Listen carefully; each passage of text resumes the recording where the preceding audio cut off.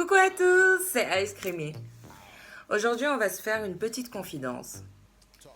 J'ai toujours pensé qu'être seule me permettrait d'être plus concentrée sur ce que j'avais à réaliser. J'ai toujours cru qu'être célibataire me laisserait libre d'accomplir mes rêves, quelles que soient mes envies et quel que soit le moment choisi. Certes, être célibataire m'a permis d'avoir une certaine tranquillité psychologique, de sorte que je n'avais de compte à rendre à personne. J'évoluais à mon rythme et j'effectuais mes propres choix, dont ensuite j'assumais les retombées heureuses ou malheureuses. Ne pas avoir de partenaire m'a permis d'avoir le temps d'apprendre à me connaître, de découvrir la personne que je suis.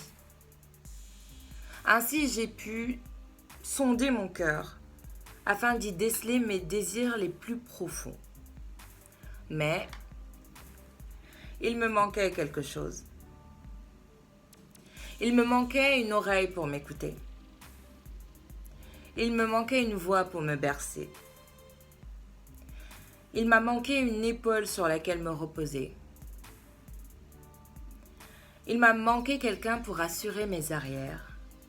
En fait, il me manquait quelqu'un qui m'aurait dit « Don't worry, I will get your back ».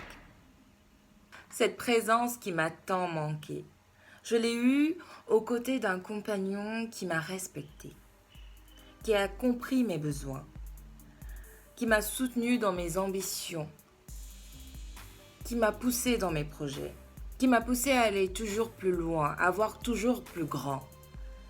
Ce soutien qui m'a fait défaut lorsque j'étais célibataire, eh bien, je l'ai trouvé aux côtés d'un partenaire de vie qui s'est montré bienveillant, attentif, attentionné, patient.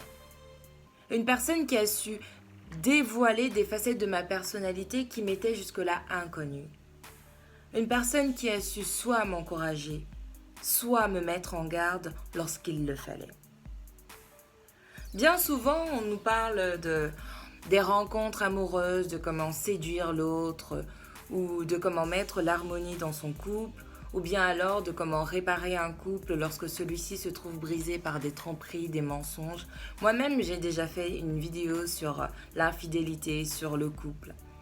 Mais rarement, on nous parlera des pouvoirs de l'amour. Mais l'amour, qu'est-ce que c'est ? Pour Platon, par exemple, le plaisir des choses de l'amour est le plus vif, le plus grand. Dans le dictionnaire Larousse, on nous donne une multitude de définitions de l'amour, pour vous dire que c'est à chacun de s'en faire la sienne. Eh bien, laissez-moi vous donner la mienne. C'est un sentiment vertigineux. D'abord, on s'envole, puis on ne retombe plus jamais sur terre. On est dans un monde à part lorsqu'on est amoureux. On est presque en lévitation. Protégé des petits tracas quotidiens, inaccessible à la détresse du monde. On est dans une bulle. En fait, je viens de vous donner la définition de la passion. L'amour, c'est différent, vous allez voir. J'aimerais plutôt vous parler du véritable amour. De cet amour lucide, durable, assagi. De cet amour qui mêle complicité et complémentarité. De cet amour qui nous rend forts, heureux, invincibles, car il nous enveloppe telle une armure. L'amour ne nous donne pas seulement des ailes, il nous met sur un piédestal, il nous élève, il nous rend bons, aimables, heureux, optimistes. L'amour peut soigner la dépression, l'amour peut nous faire supporter la pression. Le véritable amour nous pousse inlassablement à nous améliorer, afin d'être la meilleure version de nous-mêmes. Mais il est difficile à trouver. Une fois que vous l'aurez rencontré, je vous souhaite de le reconnaître, mais surtout de ne plus jamais vous en séparer.